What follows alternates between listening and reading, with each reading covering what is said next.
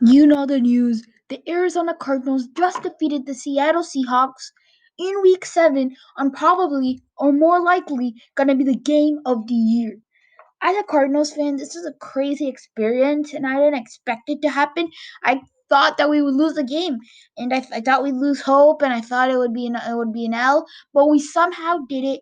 We pulled off the victory when no one thought too. And you can see my emotions right now. This has been crazy, wild season so far. So we start off, we upset the Niners. Yes, we beat the Niners and the Seahawks already. But we upset the Niners, all right? And then we beat Washington, but that was an expected win. And from there it just goes downhill. We lose to the Lions. We get humiliated. We did not look good. Kyler throws 3 interceptions, I believe. And then we lose another one to the Panthers. We get blown out by the Panthers. So now we fall to a record of 2-2. And then we have the Jets, which is obviously we're gonna win, and then the Cowboys without Dak, which was big. Maybe with Dak we had a chance to lose that game, but without Dak, and like basically a broken Zeke. Like Zeke was not Zeke, Ezekiel Elliott. He was like some other guy. It was not Zeke. So without them, we win that game by a large margin. And now we got Week 7 Seattle. We haven't really shown a chance to prove that we're that good team again. We didn't just play easy opponents. Now we have a tough opponent and see who can really stand. Do we really stand a chance against the contenders? And this game proves that. So shout out to Highlight Heaven here, but we're gonna be watching this Seahawks versus Cardinals insane final minutes because this game was actually insane. So yeah, just start off. 2 minutes 33 seconds left. First and goal. I don't know if they showed this yet or not, but like on a like let's start by talking about the game as a whole. So the game starts and there was like back and forth. I'd say, but the Seahawks always had an advantage. The thing was they just always had that advantage. 10 points. Then it became three. But then we can't capitalize on that three. It became 10 again, and then it became three, and it was just that forward momentum. At times I thought that we had momentum, then it just went by, vanished, and then they had momentum, and it was just such a back and forth game. I think you probably have seen the thing where Buda Baker got a pick six, which was insane pick six. I would say I really like that. He's getting not the credit for it, but he picked it off and he ran the other way. He was about to get a pick six, right? And then DK Metcalf stalked him down and tackled him. And that have actually eventually led to 0 points for the Cardinals, as we did go for it on fourth and goal, and we did not convert. So great hustle play by Metcalf there. I had him on my fantasy team, which was kind of bad. We'll talk about that on the defensive side of the ball, but um, still, we had that was a great play, great hustle play by DK Metcalf, and I just felt it was that back and forth. You had DeAndre Hopkins making that nice catch. Tyler Lockett was making amazing catch. Props up to Tyler Lockett. Had a monster game. I think it probably has to do with what's that? Dre Kirkpatrick. He had like a type of injury, but it had to do something like that. But here we go. I'm a loyal Cardinals fan, and we're gonna be talking about these highlights. So now, right here, we get a touchdown. Christian Kirk makes it a one-score game with around 2 minutes left. It's a makes it a one-score game. As you can see, Kirk is celebrating. We make it one scores. It was much closer. And now here, Russ scrambles and he can get the first. And now we're in a tough spot here because if we don't get a stop, if we don't use these 4 timeouts, including the 2 minute warning, we're in some trouble. Second and one, they run it, get the first. Third and two now. This is the biggest play of the game. If we get a stop here, we get the ball. But if we don't, then we're in some trouble, and they may go for it too. You don't know. Actually, they won't. But uh, they give it, and we stop them. So I'll talk about something later to this defense because I'm very impressed how they played.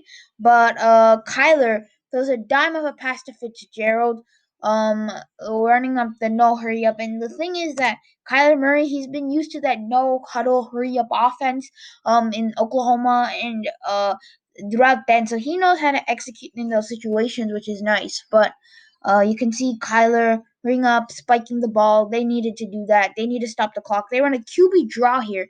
I like the play call because QB draw gets a lot of yards and stuff, and it's Kyler Murray. Like, what do you expect? So as Kyler Murray, he gets a first down there. They're headed back to the line. They're ready to spike it. Um, and now you can see it's 2nd and 10. Kyler looking, and he breaks out of the pocket, makes a nice catch. Kirk was wide open, and the Seahawks defense too. They at times blew the game away. Like that shouldn't have happened. I would say that the Seahawks defense, they could have easily won this game without some of their defensive stands like that one. But yeah, it was not fully their fault though, due to why they lost this game. But still, we give it to Edmonds here.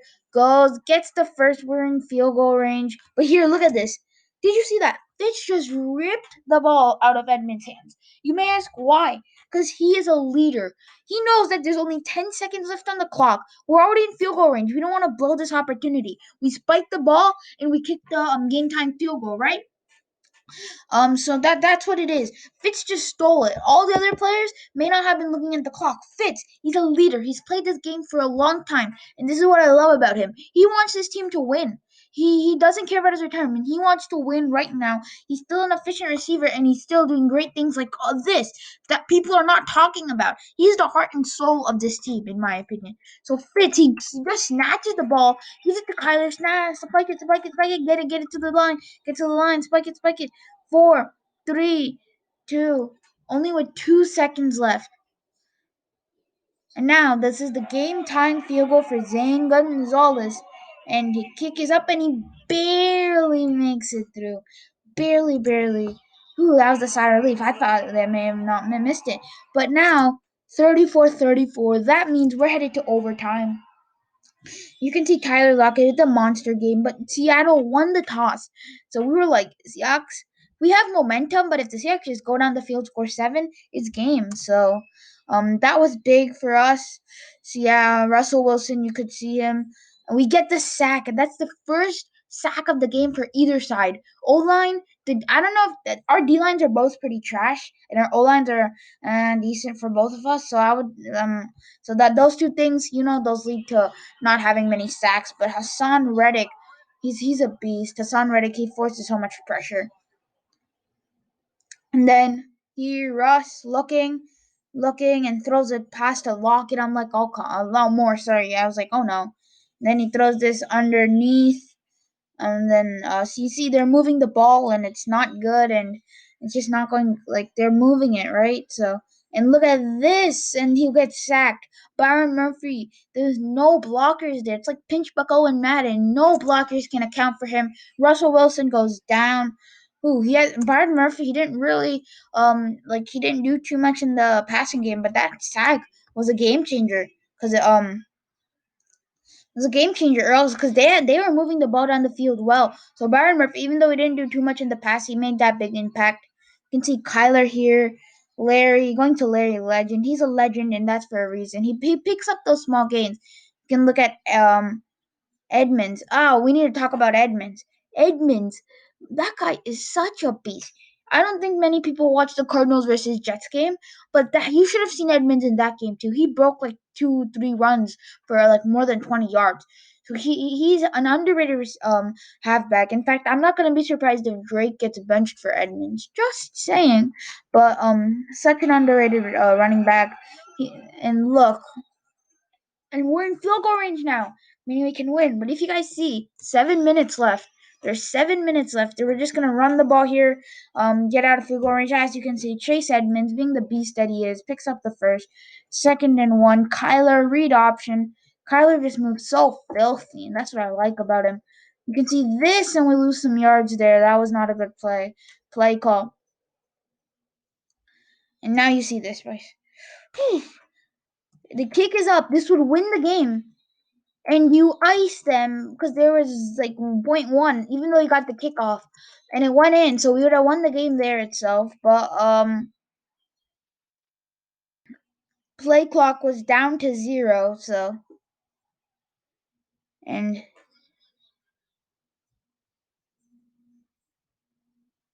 so that kick does not count.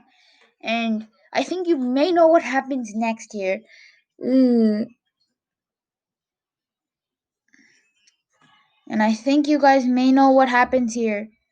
This is big.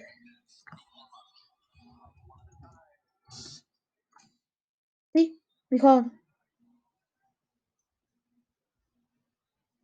Yeah. Yeah, like they didn't even try to freeze the guy. Kingsbury freezed his own kicker, and this is what's gonna happen. And it went straight down the middle. It was good. It was a good kick. We'd have won the game now. But here we go.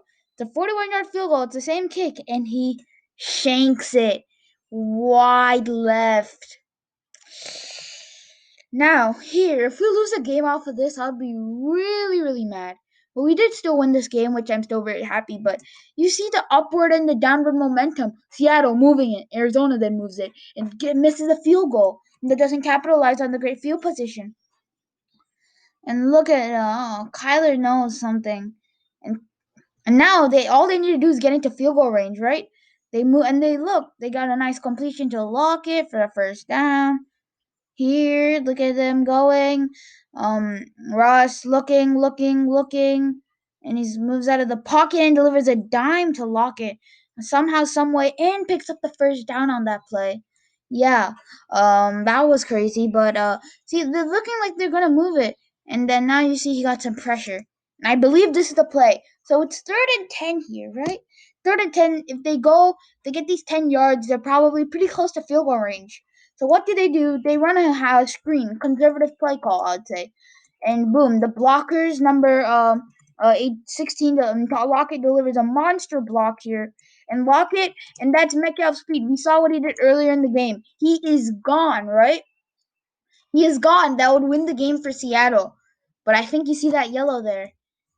You see the yellow there, so there is a flag on the play. There is a flag on the play. And I know what you're thinking here. Are the Seahawks gonna get screwed like this? The Cardinals got screwed. Seattle got screwed. And if you guys don't remember, there was like a 2016 game where the final score was 6-6 on Sunday Night Football in Arizona. So people are thinking that this game's gonna be tied too, but just holding. That was a clear hold. I think maybe some Seahawks fans thought that too, that there would have been holding on that play. But David Moore, you may have cost him the game, just saying. And then this next play also. So there's a hold on that. And you can see that the Lockett delivers a monster block, but Moore, he does good on the block, but he clearly does hold. So that is one big thing in this play right here. So I think you guys can see not clearly, but near the center of the field, you see number 48. That right there is Isaiah Simmons. You may have heard of him. He was a monster middle linebacker at Clemson. But what happened to him this season? So in week 1, he played San Francisco and got burned. There was that big Raheem Mostert 80-yard touchdown or something, and he was the main reason for that on the Texas route. So he just got burned that play. So, we did not play him, only special team snaps pretty much. We did not play him, but Vance Joseph decides to put him in here, and all the Seahawks fans, I'm in a Seahawks fans group chat, and everyone's going, not Seahawks fans, Cardinals, and we're all going crazy. Isaiah Simmons is in, Isaiah Simmons is in. And look, he baits them, and you can see that ball's trying to go to Lockett or Metcalf, but Simmons goes up, jumps, and gets it for his first career interception. This guy, people were saying bust alert. This guy is a stud. We just have to play him correctly. I love this guy coming out of college, and when we got him, I was thrilled. But just look at him. We got the pick. They could have easily capitalized, and they could have easily scored that drive. On the next play after they scored a touchdown, but because of the hold, we get a pick. And guess who it is? It's Isaiah Simmons, the man who barely has played all season, but got to play, and look what he did. He's a future star, and this is one of the plays that I loved. Now this, we move it. Hopkins first down. Um, and actually, I forgot to talk about something. But if you remember this, right, when it got picked off, I like to say, if you guys don't know, the Cardinals defensive coordinator is by the name of Vance Joseph. And in those week 4, we played garbage on defense. If you would have maybe noticed, we lost to Lions, we lost to Panthers, and for one major reason, our defense sucked. We were running bad play calls. We were running some weird schemes that did not work. I think Vance Joseph in the second half found out something. If you guys the first half highlights, if you check it out, we held the Seattle Seahawks to 27 points in the first half. We only had held them to 7 in the second and OT. Yes, only 7. And that was off a fourth and goal on maybe a controversial play. So we could have easily held them to 0 too. If we just got one more stop. So that just think about that. Something that happened in that halftime meeting where I don't know what it is, but if our defense keeps playing like what we did in this second half, we are an insanely good team. We stopped the best offense in the league, maybe one of the best offenses in the league with Metcalf, Lockett, Russell Wilson. So we stopped them, holding them only to 7 points in the whole second half and overtime. So that just shows our defense. They played well. You may have said the 34 is not that well, but the second half we came up clutch, especially those two picks that we had in the second half. The one, which one was that, the Patrick Peterson one in the end zone, and then of course this one in overtime. And then, as I said, they move it downfield. Hopkins, nice pickup there, first down. Oh, I'm losing my voice. Edmonds gets a first. I think you probably may know what's gonna happen here because time's ticking in the half. There's 27, 26, 25, 24, and we delivered a deep bomb and it's incomplete. Kirk caught that. That would have been an insane way to end this game. But as you can see, Zane Gonzalez is up on the field. He already missed one from 41 yards out. How far is like this one is from a pretty similar distance, I believe. And this is for the win. If he basically misses this, it's going to be a tied game. So for the win, Zane Gonzalez almost blocked. The kick is up and it's down the middle. It's good by a little bit at the end. Could have missed at the end, but this Arizona Cardinals do, for in fact, win the game. So I hope you guys enjoyed this analysis. I loved watching this game. This is game of the year content, and this was with my favorite team. For all the Cardinals fans who suffered against the Seahawks this whole decade, this is going to be a new decade. The 2020s are going to be a decade where the Cardinals rule the West. Hope you enjoyed. Like, subscribe, comment, and I guess I'll see you guys next time.